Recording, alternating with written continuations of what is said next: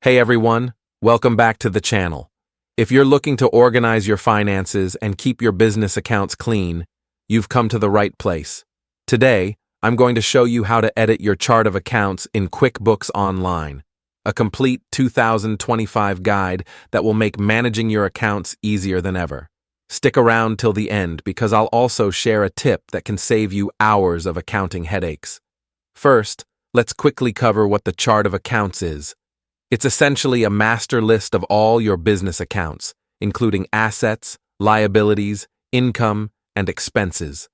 Keeping this list accurate is crucial for generating correct financial reports and understanding the financial health of your business. Log in and navigate. Start by logging into your QuickBooks Online account. On the left-hand menu, click on Settings, then select Chart of Accounts. Here, you'll see a complete list of all your current accounts. Locate the account you want to edit, scroll through the list, or use the search bar to find the account you want to change. Once you find it, click the drop-down arrow next to View Register or Run Report and select Edit. Make your edits. You can now update several key details. Account name.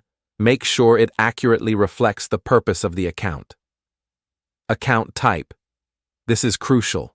Ensure it matches the nature of the account, whether it's an asset, expense, income, or liability. Detail. Type.